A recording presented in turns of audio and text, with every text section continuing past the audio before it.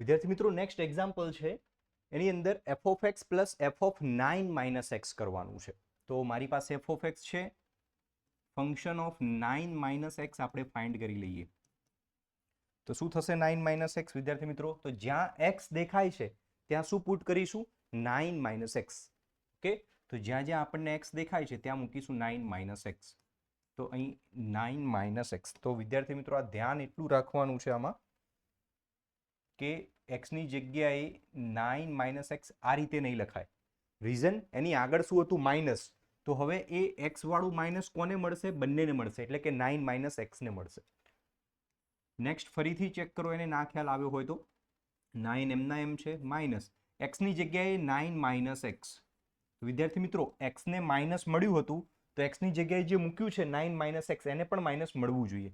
અત્યારે આ માઇનસ ફક્ત 9 નો લાગે છે, આપણે આપવાનું છે 9 માઇનસ એક્સ બંનેને, તો આ બ્રેકેટ કરવો પડશે, આ ધ્યાન રાખવાનું છે. પ્લસ એક્સની જગ્યાએ શું મૂકીશું? 9 માઇનસ એક્સ.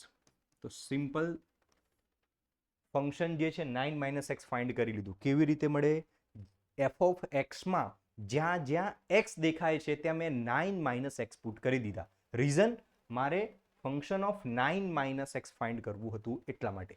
તો વિદ્યાર્થી મિત્રો જરૂરી નથી કે 9 વાળો જ ક્વેશ્ચન પૂછાય. 9 ની જગ્યાએ કોઈ બી ડિફરન્ટ વેલ્યુ આપી શકે છે. અહીં 9 ની જગ્યાએ 5 કરી દેશે તો આમાં પણ 5 આપેલા હશે. તો એક પેટર્ન સમજવાની છે. ક્વેશ્ચન ગમે તે ટ્વિસ્ટ કરીને પૂછે, જો તમને પેટર્ન ફાવતી હોય તો તમે કોઈ પણ એક્ઝામ્પલ ગણી શકશો. વિદ્યાર્થી મિત્રો મેથ્સની અંદર સેમ વેલ્યુ વાળો ક્વેશ્ચન પૂછાય એક્ઝામમાં એવું જરૂરી નથી. મેથડ આવડતી હશે તો તમે કોઈ પણ એક્ઝામ્પલ ગણી શકશો. ઓકે, ચલો સિમ્પ્લિફાઈ કરીએ આને. તો 9 માઇનસ 9 પ્લસ એક્સ. તો શું થયું વિદ્યાર્થી મિત્રો? આ માઇનસ બંનેને મળી ગયા.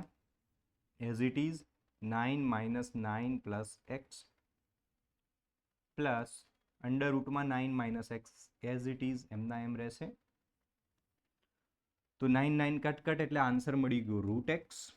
નીચે આન્સર મળી ગયો રૂટ એક્સ, નહીં મળી ગયો 9 માઇનસ રૂટ એક્સ. તો ફંક્શન ઓફ 9 માઇનસ એક્સ આપણી પાસે તૈયાર છે. તો વિદ્યાર્થી મિત્રો ચેક કરો, ફંક્શન ઓફ એક્સ શું હતું? એ આ છે. ફંક્શન ઓફ 9 માઇનસ એક્સ શું છે? આ છે. તો ડિફરન્સ એટલો હશે બંને ફંક્શનમાં, જ્યાં 9 માઇનસ એક્સ દેખાતા હતા ત્યાં એક્સ આવી ગયા, જ્યાં 9 માઇનસ એક્સ દેખાતા હતા ત્યાં એક્સ આવી ગયા, જ્યાં એક્સ દેખાતો હતો ત્યાં 9 માઇનસ એક્સ આવી ગયો. ઓકે, તો આ રીતના ક્વેશ્ચનમાં લાસ્ટમાં તમે એક વખત ચેક કરી લેશો તો તમને ખ્યાલ પણ આવી જશે કે આપણે ફાઇન્ડ કરેલું ફંક્શન રાઈટ છે કે રોંગ. હવે મારે પ્રૂવ ધેટ કરવું છે, સાબિત કરો કે આ રીતના જ્યારે ક્વેશ્ચન પૂછાય ત્યારે LHS લઈ લેવાનું છે અને RHS લાવવાનું છે. વિદ્યાર્થી મિત્રો મેં સૌથી પહેલા LHS માં જરૂરી જે ફંક્શન્સ છે એ ફાઇન્ડ કરી લીધા. કયા function? F of x plus F of 9 minus x બંને ફંક્શન જોઈએ છે.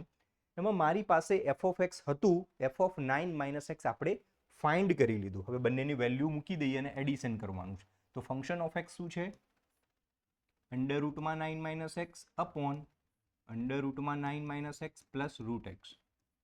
પ્લસ વિદ્યાર્થી મિત્રો આપણે ફંક્શન ઓફ 9 માઇનસ એક્સ શું ફાઇન્ડ કર્યું? આની વેલ્યુ પુટ કરી દઈએ, અંડર રૂટમાં એક્સ અપોન અંડર રૂટમાં એક્સ પ્લસ અંડર રૂટમાં 9 માઇનસ એક્સ.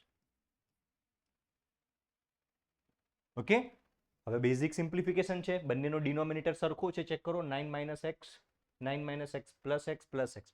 બંનેનો ડિનોમિનેટર સેમ હોય તો સિંગલ ટાઈમ લખી શકાય. LCM લીધો આપણે તો અંડર રૂટમાં 9 minus x plus root x LCM. તો બંનેના ડિનોમિનેટરમાં છે તો કોઈને કંઈ મલ્ટીપ્લાય નથી કરવાનું, ઉપરનું ટર્મ એઝ ઇટ ઇઝ આવશે. તો અંડર રૂટમાં 9 minus x plus root x. થયું શું? ઉપર નીચે બંને સિમિલર ટર્મ છે, તો ઉપર નીચે સિમિલર ટર્મ છે, કટ થઈ જાય તો આન્સર આવી ગયો 1. તો વિદ્યાર્થી મિત્રો આપણે આન્સર કેટલો લાવવાનો હતો ચેક કરી લો. આના ઇક્વલ ટુ 1 જ લાવવાનો હતો. એટલે LHS લઈ લીધું અને RHS આવી ગયું. તો આને શું કહીશું વિદ્યાર્થી મિત્રો? ફંક્શન વાળું જે પેટર્ન છે આમાં 9 ની જગ્યાએ કોઈ પણ વેલ્યુ મૂકી અને તમને પૂછાઈ શકે છે. તો આ પેટર્ન યાદ રાખજો, તો કોઈ બી ટ્વિસ્ટ કરેલો ક્વેશ્ચન પણ આપણે સોલ્વ કરી શકીએ છીએ. આ એક્ઝામ્પલ અહીં કમ્પ્લીટ થાય છે.